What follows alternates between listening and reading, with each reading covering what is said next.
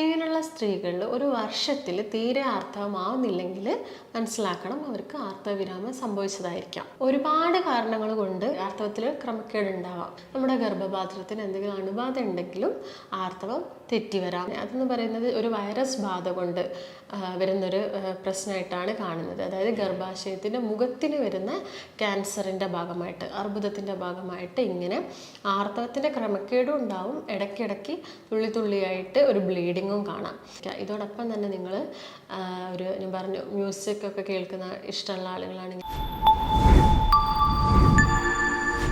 നമസ്കാരം, ഞാൻ ഡോക്ടർ ഭാഗ്യ, QNB health കെയറിലെ Ayurveda ഫിസിഷ്യനാണ്. അപ്പോൾ ഇന്ന് ഞാൻ നിങ്ങളുമായിട്ട് ഡിസ്കസ് ചെയ്യാൻ വന്നിരിക്കുന്ന ടോപ്പിക്ക്, ആർത്തവവിരാമം എടുക്കുന്ന സമയത്ത് സ്ത്രീകളിൽ ഒരുപാട് ചേഞ്ചസ് ഉണ്ടാവാറുണ്ട്. അത് ഫിസിക്കലി ആയിക്കോട്ടെ, മെൻ്റലി ആയിക്കോട്ടെ, അവരിൽ ഒരുപാട് ബുദ്ധിമുട്ടുകൾ കാണാറുണ്ട്.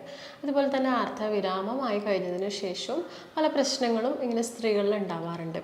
അപ്പോൾ അതെന്തൊക്കെ കാരണങ്ങളാണ് ഇങ്ങനെ പ്രശ്നങ്ങളാവുന്നതെന്ന് നമുക്കൊന്ന് നോക്കാം. അതുപോലെ തന്നെ ഇങ്ങനെ ഉള്ള സ്ത്രീകൾ ഫോളോ ചെയ്യേണ്ട ഒരു ഡയറ്റ്, അല്ലെങ്കിൽ അവർ കഴിക്കേണ്ട ചില പ്രത്യേകതരം ഭക്ഷണങ്ങളുണ്ട്. കാരണം അവരുടെ ശരീരത്തിൽ ഈസ്ട്രജൻ കുറഞ്ഞു പോകുന്നതുകൊണ്ടാണ് ആർത്തവവിരാമമൊക്കെ സംഭവിക്കുന്നത്. അപ്പോൾ അവർ ഫോളോ ചെയ്യേണ്ട ചില ഡയറ്റുകൾ എന്തൊക്കെയാണ് എന്നതിനെക്കുറിച്ചൊന്ന് നമുക്കൊന്ന് നോക്കാം. 40 വയസ്സ് കഴിഞ്ഞ സ്ത്രീകളിൽ ആർത്തവവിരാമം എടുക്കുന്ന സമയത്ത് ചിലപ്പം അവർക്ക് ആർത്തവമാവുന്നത് 40 ദിവസം കൂടുമ്പോഴോ, അല്ലെങ്കിൽ ഒരു 60 ദിവസം കൂടുമ്പോഴോ, അല്ലെങ്കിൽ ഒരു 3 മാസം കൂടുമ്പോഴൊക്കെ ആർത്തവമാകാം. അതായത് ഇടയ്ക്കിടയ്ക്ക് വരാം. ഇങ്ങനെയുള്ള സ്ത്രീകളിൽ ഒരു വർഷത്തിൽ തീരെ ആർത്തവമാവുന്നില്ലെങ്കിൽ മനസ്സിലാക്കണം അവർക്ക് ആർത്തവവിരാമം സംഭവിച്ചതായിരിക്കാം. അല്ലാതെ ഒരു 40 വയസ്സ് കഴിഞ്ഞ സ്ത്രീകളിൽ ആർത്തവം ചിലപ്പം ഇടയ്ക്കിടയ്ക്ക് തെറ്റി വരാം, അല്ലെങ്കിൽ കൂടി വരാം. അതായത് ഒരു മാസത്തിൽ 2 തവണയൊക്കെ ആർത്തവമാവാം. ഈ സമയത്ത് നമ്മൾ കൂടുതൽ ഇമ്പോർട്ടൻസ് കൊടുക്കേണ്ടതുണ്ട്.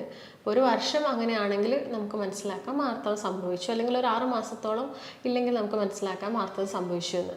പക്ഷെ 40 വയസ്സ് കഴിഞ്ഞിട്ട് ഒരു മാസത്തിൽ തന്നെ 2-3 തവണ വീണ്ടും ആർത്തവമാവുക, അല്ലെങ്കിൽ അത് കുറഞ്ഞു വരിക, തീരെ ആവുന്നില്ല, അങ്ങനെയൊക്കെ നോക്കുന്ന സമയത്ത് നിങ്ങൾ കുറച്ചും കൂടി ഒരു ഇമ്പോർട്ടൻസ് കൊടുക്കുകയും ഡോക്ടറെ കാണിക്കുകയും, അതായത് ഒരു ഗൈനക്കോളജിസ്റ്റിനെ കാണിക്കുകയും എന്ത് പ്രശ്നം കൊണ്ടാണ് ഇങ്ങനെ ആയത് എന്നത് നിങ്ങൾ മനസ്സിലാക്കേണ്ടതുണ്ട്. കാരണം ഇങ്ങനെയുള്ള സ്ത്രീകളിൽ ഗർഭാശയ ക്യാൻസർ പോലുള്ള അസുഖങ്ങൾ വരാം. ഇങ്ങനെ ഒരു 45 വയസ്സാകുന്ന സമയത്ത് ആർത്തവത്തിൽ അഥവാ മാസക്കുളിയിൽ ഉണ്ടാകുന്ന വ്യത്യാസം ചിലപ്പം അവർക്ക് ആ സമയത്ത് തന്നെ ക്യാൻസർ ഉണ്ടാവണം എന്നല്ല, അതൊരു 10 വർഷം കഴിഞ്ഞതിന് ശേഷം അവർക്ക് ക്യാൻസർ ഉണ്ടാകുന്നതിനുള്ള ലക്ഷണങ്ങൾ മുൻപേ കാണിച്ചതായിരിക്കാം ഈ ആർത്തവ സമയത്തുണ്ടാകുന്ന വ്യത്യാസങ്ങൾ. അപ്പം നമ്മൾ ആ സമയം തന്നെ ഡോക്ടറെ അടുത്ത് പോയി പറയുകയും ഈ നമ്മുടെ ഉണ്ടായ ബുദ്ധിമുട്ടുകൾ പറഞ്ഞു കൊടുക്കുകയും വേണം. എന്നിട്ട് ഒരു USG എടുക്കുക, അല്ലെങ്കിൽ നമുക്കിപ്പോൾ ഗർഭാശയത്തിൻ്റെ, അതായത് ലൈനിങ്സ് ഉണ്ട്, ഗർഭാശയത്തിന് ഒരുപാട് ലൈനിങ്സ് ഉണ്ട്. ഈ ലൈനിങ്സിൻ്റെ കട്ടി കൂടി വരുന്ന സമയത്തൊക്കെ നമ്മൾ പെട്ടെന്ന് തന്നെ ഒരു DNC ഒക്കെ ചെയ്തിട്ട് എന്തെങ്കിലും പ്രശ്നങ്ങളോ കാര്യങ്ങളോ ഉണ്ടോ എന്നൊക്കെ മനസ്സിലാക്കേണ്ടതുണ്ട്. ഒരുപാട് കാരണങ്ങൾ കൊണ്ട് ആർത്തവത്തിൽ ക്രമക്കേടുണ്ടാവാം. ഞാൻ നേരത്തെ പറഞ്ഞു, ഇപ്പം ആർത്തവ വിരാമ സമയത്ത് മെനോപോസ് അടുക്കുമ്പോഴും നമുക്ക് ആർത്തവത്തിൽ വ്യത്യാസങ്ങൾ ഉണ്ടാവാം. അതുപോലെ തന്നെ മറ്റു ചില കാരണങ്ങൾ, അത് ചിലപ്പം അർബുദമായിരിക്കാം, അല്ലെങ്കിൽ അഡിനോമയോസിസ് എന്ന് പറഞ്ഞ കണ്ടീഷനായിരിക്കാം. അഡിനോമയോസിസ് എന്ന് പറയുന്നത് നമ്മുടെ ഗർഭാശയത്തിൻ്റെ ലൈനിങ് ഗർഭാശയ മസിൽസിനുള്ളിലോട്ട് വളരുന്ന ഒരു അവസ്ഥയാണ്. ഈ സമയത്തും ആർത്തവം, അതായത് ഒരു മാസത്തിൽ കൂടുതൽ, അല്ലെങ്കിൽ 2 മാസം കൂടുമ്പോഴൊക്കെ കൂടുതലായിട്ട് ആർത്തവം വരാം, അല്ലെങ്കിൽ ആർത്തവം എന്താവാം, കുറഞ്ഞ് കാണിക്കാം. അതായത് ഒരു 3-4 മാസം കൂടുമ്പോൾ ഒരു തവണ വരുന്നത്, അങ്ങനെ കാണിക്കാം അഡിനോമയോസിസിൻ്റെ കേസിൽ. അതുപോലെ എന്തെങ്കിലും അണുബാധ ഉണ്ടെങ്കിൽ, നമ്മുടെ ഗർഭപാത്രത്തിന് എന്തെങ്കിലും അണുബാധ ഉണ്ടെങ്കിലും ആർത്തവം തെറ്റി വരാം. അതുപോലെ നോക്കുകയാണെങ്കിൽ ഗർഭാശയത്തിൽ ഉണ്ടാകുന്ന മുഴകൾ, ചില ആളുകൾ ഗർഭാശയത്തിൻ്റെ പുറത്തായിരിക്കാം മുഴകൾ ഉണ്ടാകുന്നത് ഇങ്ങനെയുള്ള കണ്ടീഷനിൽ. പിന്നെ കുട്ടികളാണെങ്കിലും മറ്റ് ചില കുറേ കാരണങ്ങളുണ്ട്. സ്ത്രീകളെയൊക്കെ നോക്കുകയാണെങ്കിൽ ഒരു 35 വയസ്സിൻ്റെ താഴെയുള്ള കുട്ടികളെയൊക്കെ നോക്കുകയാണെങ്കിൽ PCOD ഉള്ള ആളുകളിൽ, അതുപോലെ തന്നെ തൈറോയിഡിൻ്റെ എന്തെങ്കിലും ബുദ്ധിമുട്ടുള്ള ആളുകൾ, എൻഡോമെട്രോസിസ്, അങ്ങനെ ഒരുപാട് കണ്ടീഷനിലും ഇങ്ങനെ ആർത്തവത്തിൻ്റെ ക്രമക്കേട് നമുക്ക് കാണാം. ഇങ്ങനെയുള്ള സ്ത്രീകളിൽ മാസമുറ തെറ്റി വരുന്നത് നമ്മൾ കണ്ടിട്ടുണ്ടാവും. ഇങ്ങനെയുള്ള ആളുകളിൽ ചിലപ്പം എപ്പോഴെങ്കിലുമൊക്കെ ഒരു ബ്ലഡ് സ്പോട്ട്, അതായത് ഒരു ബ്ലീഡിങ്, തുള്ളിയായിട്ട് ബ്ലീഡിങ് കണ്ടുവരുന്നുണ്ടാവാം. ഈ സമയത്ത് നിങ്ങൾ പെട്ടെന്ന് തന്നെ, അതെന്ന് പറയുന്നത് ഒരു വൈറസ് ബാധ കൊണ്ട് വരുന്നൊരു പ്രശ്നമായിട്ടാണ് കാണുന്നത്. അതായത് ഗർഭാശയത്തിൻ്റെ മുഖത്തിന് വരുന്ന ക്യാൻസറിൻ്റെ ഭാഗമായിട്ട്, അർബുദത്തിൻ്റെ ഭാഗമായിട്ട് ഇങ്ങനെ ആർത്തവത്തിൻ്റെ ക്രമക്കേടും ഉണ്ടാവും. ഇടയ്ക്കിടയ്ക്ക് തുള്ളിയായിട്ട് ഒരു ബ്ലീഡിങ്ങും കാണാം. ഈ സമയത്തൊക്കെ നമ്മൾ കൂടുതൽ ഇമ്പോർട്ടൻസ് കൊടുക്കേണ്ടതുണ്ട്. അത് നമ്മൾ വൈകിക്കാനോ അങ്ങനെ കുറച്ച് ലേറ്റായിട്ട് അത് കാണിക്കാം, അത് ആർത്തവ വിരാമം എടുക്കുന്ന സമയത്ത് ഇങ്ങനെയൊക്കെ ആയിരിക്കുമല്ലോ എന്ന് കരുതി നമ്മൾ ചിലപ്പോൾ മാറ്റി വയ്ക്കാം. നമ്മളതിന് അതിൻ്റേതായ പ്രാധാന്യം കൊടുക്കേണ്ടതുണ്ട്. ആ സമയത്ത് ചിലപ്പോൾ നമ്മൾ പാപ്സ്മിയർ ടെസ്റ്റൊക്കെ ചെയ്യേണ്ടി വരും. അല്ലെങ്കിലും ഒരു 40 വയസ്സ് കഴിഞ്ഞ സ്ത്രീകൾ ഇപ്പം ഒരു വർഷത്തിൽ ഒരിക്കലെങ്കിലും USG അതുപോലെ തന്നെ പാപ്സ്മിയർ ടെസ്റ്റുകളൊക്കെ ചെയ്യേണ്ടതുണ്ട്.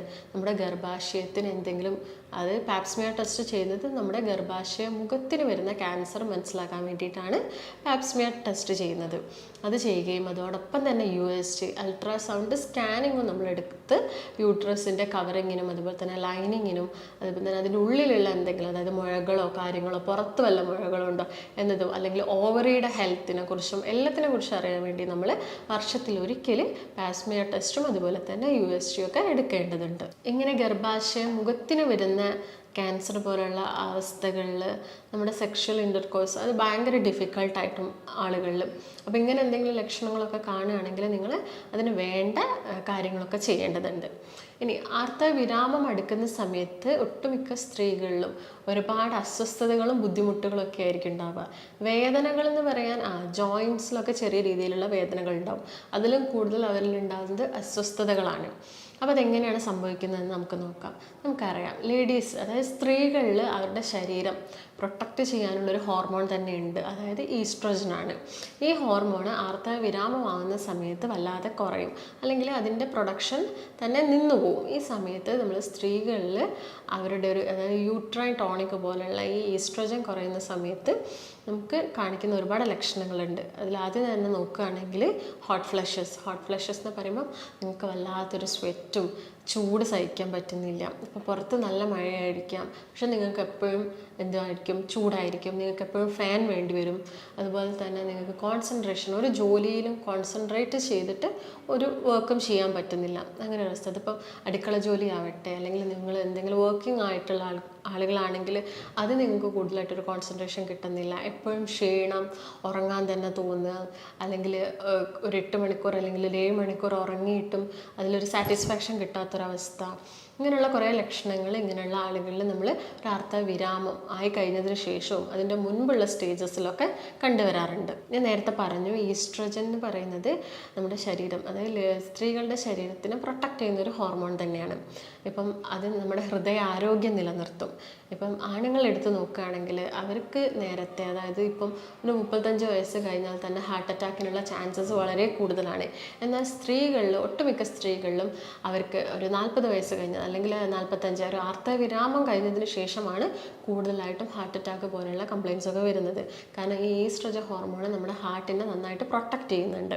അതുകൊണ്ട് തന്നെ ഇങ്ങനെയുള്ള ചാൻസസുകളൊക്കെ കൂടാനുള്ള കാരണം ആർത്തവ വിരാമം സംഭവിക്കുമ്പോഴാണ്. അതുപോലെ തന്നെ ഈ ഹോർമോൺസിൻ്റെ പ്രൊഡക്ഷൻ കുറയുമ്പോഴാണ് നമുക്ക് ഓരോരോ മൂഡ് സ്വിങ്സുകൾ, അതായത് പെട്ടെന്ന് ദേഷ്യം വരിക, ഡിപ്രഷൻ ആവുക, അല്ലെങ്കിൽ നിങ്ങൾക്ക് കൂടുതൽ സ്ട്രെസ്സ് ഉണ്ടാവുക, അല്ലെങ്കിൽ നോക്കട്ടെ നിങ്ങൾക്കിപ്പം ഒരു വജൈനൽ ഇൻഫെക്ഷൻ വരിക, ഒരു വജൈന പെട്ടെന്ന് ഡ്രൈ ആവുക, അതുകൊണ്ട് തന്നെ സെക്ഷൽ ഇൻ്റർകോഴ്സ് ഭയങ്കര ഡിഫിക്കൽട്ട് ആവുക, പെയിൻഫുൾ ആവുന്ന കണ്ടീഷൻസ്, യൂറിനറി ഇൻഫെക്ഷൻ വരിക. യൂറിനറി ഇൻഫെക്ഷൻ വരുന്നത് കൊണ്ട് തന്നെ ഇടയ്ക്കിടയ്ക്ക് മൂത്രത്തിലുണ്ടാകുന്ന ചേഞ്ചസ്, ഫീവറായിട്ട് വരിക, ചിലപ്പോൾ നിങ്ങൾക്ക് അടിവയറ്റുന്നൊരു വേദന ഉണ്ടാവുക. ഇതൊക്കെ നമുക്ക് ആർത്തവ വിരാമം സംഭവിക്കുമ്പോൾ സ്ത്രീകളിൽ കാണിക്കുന്ന ലക്ഷണങ്ങളാണ്. ഇങ്ങനെയുള്ള ആളുകൾ അവരുടെ സ്കിന്ന് പെട്ടെന്ന് സാഗിങ്, അതായത് തൂങ്ങിപ്പോവുക, അതായത് കൈകളിലെയും മുഖത്തെയൊക്കെ സ്കിന്ന് പെട്ടെന്ന് അയഞ്ഞു പോകുന്നത് പോലെ ആവുക. ഇതുപോലെ തന്നെ നമുക്ക് വൈറ്റമിൻ D ഡെഫിഷ്യൻസിയൊക്കെ ഒരു ആർത്തവ വിരാമം ആവുന്ന സമയത്ത്, ഒരു ഈസ്ട്രോജൻ്റെ ഡെഫിഷ്യൻ്റ് ആവുന്നതുകൊണ്ട് തന്നെ നമ്മുടെ ശരീരത്തിൽ ഫ്രാക്ചേഴ്സും കാര്യങ്ങളൊക്കെ കൂടാൻ ചാൻസ് ഉണ്ട്. ജോയിൻറ്റ് പെയിൻ ഇടയ്ക്കിടയ്ക്ക് വരാം. അപ്പോൾ ഇങ്ങനെ ഒരുപാട് കാര്യങ്ങൾ ഒരു സ്ത്രീയിൽ ആർത്തവ വിരാമം നടക്കുന്ന സമയത്ത് ഉണ്ടാവുന്നുണ്ട്. അപ്പോൾ നമുക്ക് നോക്കാം ഇത് നമുക്ക് എങ്ങനെ, ഇപ്പോൾ ഒരു നാച്ചുറൽ ഈസ്ട്രോജൻ നമുക്ക് പ്രൊവൈഡ് ചെയ്തിട്ട് നമുക്ക് ഈ ബുദ്ധിമുട്ടുകളൊക്കെ കുറച്ച് കൊണ്ടുവരാൻ പറ്റും. അപ്പോൾ നമുക്ക് എങ്ങനെ ഈ പ്രയാസങ്ങളൊക്കെ കുറച്ച് കൊണ്ടുവരാം എന്നതിനെക്കുറിച്ചൊന്ന് നോക്കാം. ഈ സമയത്ത് നമ്മൾ നമ്മുടെ ലൈഫ് സ്റ്റൈലിൽ എന്തൊക്കെ ചേഞ്ചസ് വരുത്തണം. ഈ സമയത്ത് നമ്മൾ മെഡിസിൻസ് കഴിക്കുന്നതും കാര്യങ്ങളൊക്കെ വളരെ കുറവായിരിക്കും. അല്ലെങ്കിൽ നമ്മൾ എന്തെങ്കിലും യൂട്രൈൻ ടോണിക് എന്തെങ്കിലും കഴിക്കുക എന്നല്ലാതെ വേറെ മെഡിസിൻസ് ഒന്നും നമ്മൾ അങ്ങനെ ആരും പ്രത്യേകം എടുക്കുന്നൊന്നുമില്ല. അതിന് പകരം നമ്മൾ എന്ത് ചെയ്യണം, നമ്മുടെ ഭക്ഷണത്തിലും അതുപോലെ തന്നെ നമ്മുടെ ഡെയിലി ആക്ടിവിറ്റീസിലൊക്കെ ചില ചേഞ്ചസും കാര്യങ്ങളൊക്കെ വരുത്തുകയാണെങ്കിൽ ഈ പ്രശ്നങ്ങളൊക്കെ നമുക്കൊരു വിധം അതായത് ഒരു പരിധി വരെയൊക്കെ നമുക്ക് കുറച്ച് കൊണ്ടുവരാൻ പറ്റും. ഇപ്പം ഭക്ഷണം നോക്കുകയാണെങ്കിൽ നിങ്ങൾ കൂടുതൽ ന്യൂട്രീഷ്യസ് ഫുഡ് എടുക്കാൻ നോക്കുക. അതിപ്പോൾ നിങ്ങളുടെ ഡെയിലി ഭക്ഷണം നമ്മൾ ചിലപ്പോൾ 3 നേരമൊക്കെ അരിയാഹാരം കഴിക്കുന്ന ആളുകളാണെങ്കിൽ അതൊക്കെ ഒന്ന് കുറച്ച് ചെറുതായിട്ട് കുറച്ചിട്ട്, അരിയാഹാരം വേണ്ട എന്നല്ല, അരിയാഹാരം കഴിക്കണം, അതിൽ കൂടുതലായിട്ട് നിങ്ങൾ വെജിറ്റബിൾസ് ആഡ് ചെയ്യാൻ നോക്കുക, ഫ്രൂട്ട്സ് കഴിക്കാൻ നോക്കുക. ഫ്രൂട്ട്സ് കഴിക്കുന്ന സമയത്ത് നമ്മുടെ യൂട്രസിൻ്റെ ഹെൽത്ത് പ്രോപ്പറാക്കുന്ന പപ്പായ, പൈനാപ്പിൾ അങ്ങനെയുള്ള ഫ്രൂട്ട്സുകളൊക്കെ ധാരാളം കഴിക്കാൻ നോക്കുക. കുക്കുംബർ ധാരാളം, വാട്ടറി ഫ്രൂട്ട്സുകളായ കുക്കുംബർ, വാട്ടർ മെലൺ, അതുപോലെ വൈറ്റമിൻ സി റിച്ചായ ഓറഞ്ച്, ലെമൺ, നമ്മുടെ നെല്ലിക്ക, ഇതൊക്കെ ധാരാളം ഡെയിലി ഭക്ഷണത്തിൽ ഇൻക്ലൂഡ് ചെയ്യാൻ നോക്കുക. അതോടൊപ്പം തന്നെ വെജിറ്റബിൾസ് ആണെങ്കിൽ ബീൻസ് ധാരാളമായിട്ട് ഭക്ഷണത്തിൽ ഉൾപ്പെടുത്തുക. ഗ്രീൻ വെജിറ്റബിൾസ് കഴിക്കാൻ നോക്കുക, ക്യാപ്സിക്കം പോലെയുള്ള. അതുപോലെ തന്നെ ഫ്രൂട്ട്സ് നോക്കുകയാണെങ്കിൽ ഞാൻ നേരത്തെ പറഞ്ഞു ബനാനയൊക്കെ ധാരാളമായിട്ട് ഉൾപ്പെടുത്തുക. അതോടൊപ്പം തന്നെ നിങ്ങൾ ധാരാളം വെള്ളം കുടിക്കേണ്ടതുണ്ട്. വെള്ളം കുടിക്കുമ്പോഴൊക്കെ നമ്മുടെ മൈൻഡും അതുപോലെ തന്നെ നമ്മുടെ ബോഡിക്കൊക്കെ ഒരു റിലാക്സേഷനും കൂടിയാണ്. അപ്പോൾ ധാരാളം ഒരു ദിവസം 2 മുതൽ 3 ലിറ്ററോളം വെള്ളം കുടിക്കാൻ നോക്കുക. ഇതോടൊപ്പം തന്നെ നിങ്ങൾ യോഗ, മെഡിറ്റേഷനൊക്കെ പ്രാക്ടീസ് ചെയ്യുക. നിങ്ങൾ ഒരു റീഡിങ്, അതായത് നിങ്ങൾക്ക് ബുക്കൊക്കെ വായിക്കാൻ ഒരുപാട് താല്പര്യമുള്ള ആളുകളാണെങ്കിൽ ഫ്രീ ടൈമുകളിലൊക്കെ ബുക്സൊക്കെ വായിക്കാൻ നോക്കുക. അങ്ങനെ കുറേ കാര്യങ്ങൾ നിങ്ങൾ ഇതിനോടൊപ്പം ചെയ്യേണ്ടതുണ്ട്. അപ്പം ഞാൻ പറഞ്ഞു, ഈസ്ട്രജൻ കുറയുന്നതുകൊണ്ടാണല്ലോ നമുക്ക് ആർത്തവവിരാമത്തിൽ ഒരുപാട് ബുദ്ധിമുട്ടുകൾ ഉണ്ടാകുന്നത്. അപ്പോൾ നമ്മൾ നാച്ചുറലായിട്ട് നമുക്ക് എങ്ങനെ ഈസ്ട്രജൻ കൊടുക്കാം, അതായത് ഫൈറ്റോ ഈസ്ട്രജൻ നമുക്ക് എങ്ങനെ പ്രൊവൈഡ് ചെയ്യാം. ഇത് നാച്ചുറലി പ്ലാന്റ്സിൽ നിന്നും ഡിറൈവ് ചെയ്യുന്നതാണ്. കൂടുതലായിട്ട് നമ്മുടെ സോയ പ്രൊഡക്ട്സിൽ, അതായത് സോയ മിൽക്കിൽ, സോയ ചങ്ക്സ് പോലുള്ളത്, അതുപോലെ തന്നെ സോയ ഗ്രാന്യൂൾസിൽ ഇത് ധാരാളമുണ്ട്. നമ്മുടെ ഫ്ലാക്സ് സീഡ് ഒരുപാട് ഗുണങ്ങളുള്ള ഒരു സീഡാണ്. അപ്പോൾ നിങ്ങൾക്ക് ധാരാളമായിട്ട് ഫ്ലാക്സ് സീഡ് കഴിക്കാം. നിങ്ങൾക്ക് ഫ്ലാക്സ് സീഡ് അതുപോലെ കഴിക്കാം, അല്ലെങ്കിൽ നിങ്ങൾ നോർമൽ കഴിക്കുന്ന സാലഡ്സിലോ ബ്രേക്ക്ഫാസ്റ്റിൻ്റെ കൂടെ മിക്സ് ചെയ്തിട്ട് ഫ്ലാക്സ് സീഡ് ഉപയോഗിക്കാം. അല്ലെങ്കിൽ നിങ്ങൾക്കത് മോരിൽ മിക്സ് ചെയ്തിട്ട് കഴിക്കാം. അതോടൊപ്പം തന്നെ നിങ്ങളിപ്പം വൈനൊക്കെ കുടിക്കുന്ന ആളുകളാണെങ്കിൽ റെഡ് വൈനൊക്കെ നിങ്ങൾക്ക് ചെറിയൊരു എമൗണ്ടിൽ ഒരു 1 വീക്കിൽ അല്ലെങ്കിൽ 2 വീക്സ് കൂടുമ്പോൾ 1 or 2 ഒക്കെ എടുക്കാം. അങ്ങനെയൊക്കെ ചെയ്യുകയാണെങ്കിൽ നിങ്ങളുടെ ശരീരത്തിൽ ഈസ്ട്രജൻ ഉൽപ്പാദിപ്പിക്കും. അതോടൊപ്പം തന്നെ ഞാൻ നേരത്തെ പറഞ്ഞ പോലെ തന്നെ ഫ്രൂട്ട്സും വെജിറ്റബിൾസൊക്കെ ഡെയിലി ചെറിയൊരു എമൗണ്ടിൽ കഴിക്കാൻ നോക്കുക. നട്ട്സ് കഴിക്കാൻ നോക്കുക. ഇപ്പം നട്ട്സ് എന്ന് പറയുമ്പോൾ എല്ലാവർക്കും അത് പോസിബിൾ ആണെന്നില്ല. അപ്പം നമുക്ക് പറ്റുന്ന, ഇപ്പം നിലക്കടലയാണെങ്കിലും അതും ഡെയിലി കഴിക്കാൻ നോക്കുക. കാർബോഹൈഡ്രേറ്റ്സ് നിങ്ങൾ ഇൻക്ലൂഡ് ചെയ്യണം, അതൊരു പരിധിക്ക്. അതായത് നമ്മുടെ മറ്റുള്ള ആരോഗ്യ പ്രശ്നങ്ങളും നോക്കിയിട്ട് വേണം നമ്മൾ കാർബോഹൈഡ്രേറ്റ്സ് ഒക്കെ എടുക്കേണ്ടത്. ഇതോടൊപ്പം തന്നെ വൈറ്റമിൻ ഡി നമ്മുടെ ശരീരത്തിൽ ഒരുപാട് കുറയുന്ന സമയമാണ്. അതുകൊണ്ട് തന്നെ നമ്മൾ വൈറ്റമിൻ ഡി സപ്ലിമെൻറ്റ്സ് എടുക്കാൻ നോക്കുക. നമുക്കിപ്പോൾ വീട്ടിലൊക്കെ ആണെങ്കിൽ നമുക്ക് പാൽ കുടിക്കാം, അതുപോലെ തന്നെ മുട്ട കഴിക്കാം, എള്ള്, വെളുത്തുള്ളി ഇതൊക്കെ നമ്മളെ ഭക്ഷണത്തിൽ ധാരാളമായിട്ട് ഇൻക്ലൂഡ് ചെയ്യുക. ചേന ധാരാളമായിട്ട് കഴിക്കാൻ നോക്കുക. ബീൻസ് ധാരാളമായിട്ട് ഭക്ഷണത്തിൽ ഉൾപ്പെടുത്താൻ നോക്കുക. അതോടൊപ്പം തന്നെ നിങ്ങൾക്ക് ശതാവരി പൗഡർ, ശതാവരി നല്ലൊരു യൂട്രൈൻ ടോണിക്കാണ്. അത് നമ്മുടെ ഈ മൂഡ് സ്വിങ്സും ആൻസൈറ്റിയും ഒക്കെ വളരെയധികം കുറയ്ക്കാൻ സഹായിക്കും. ശതാവരി പൗഡർ നിങ്ങൾക്ക് ഡെയിലി നൈറ്റ് ഉറങ്ങുന്നതിന് മുമ്പ് 1 ടീസ്പൂൺ മിൽക്കിൻ്റെ കൂടെ മിക്സ് ചെയ്ത് കഴിക്കാൻ പറ്റുന്നതാണ്. അപ്പോൾ ഇത്രയും കാര്യങ്ങളൊക്കെ നിങ്ങൾ ശ്രദ്ധിക്കുക. ഇതോടൊപ്പം തന്നെ നിങ്ങൾ ഞാൻ പറഞ്ഞു മ്യൂസിക്കൊക്കെ കേൾക്കുന്ന ഇഷ്ടമുള്ള ആളുകളാണെങ്കിൽ മ്യൂസിക് കേൾക്കുക. മാക്സിമം നമ്മൾ ആ മൈൻഡ് ഒന്ന് കൂളാക്കി നടക്കാൻ നോക്കുക. അതുപോലെ തന്നെ നമ്മൾ സ്ട്രെസ് റിലീഫ് ആവാൻ വേണ്ടിയിട്ട് നമുക്ക് ഒരുപാട് കാര്യങ്ങൾ ചെയ്യാം. നിങ്ങൾക്ക് ചിലപ്പം ഗാർഡനിങ്, അതായത് നിങ്ങൾക്ക് ചെടികളൊക്കെ വളർത്തി അങ്ങനെയൊക്കെ ഇഷ്ടമുള്ള ആളുകളാണെങ്കിൽ കാര്യം ചെയ്യുക. അതോടൊപ്പം തന്നെ നിങ്ങൾക്ക് ട്രാവലാണ് ഇഷ്ടമെങ്കിൽ നിങ്ങൾ ട്രാവൽ ചെയ്യുക. പാട്ട് കേൾക്കാനാണ് ഇഷ്ടമെങ്കിൽ പാട്ട് കേൾക്കുക. സിനിമ കാണാനാണ്, അങ്ങനെ ഒരുപാട് എല്ലാവർക്കും അവരുടേതായ ചില ഹോബീസും കാര്യങ്ങളൊക്കെ ഉണ്ടാവും. അപ്പോൾ ഈ സമയത്തൊക്കെ നമ്മൾ ഭക്ഷണത്തോടൊപ്പം ഈ കാര്യങ്ങളും കൂടി ചെയ്യുക. മെഡിസിൻ എടുത്ത് നമുക്ക് ഇങ്ങനെയുള്ള പ്രശ്നങ്ങളൊക്കെ ഒരു ലിമിറ്റ് ഉണ്ട് അതിനൊക്കെ.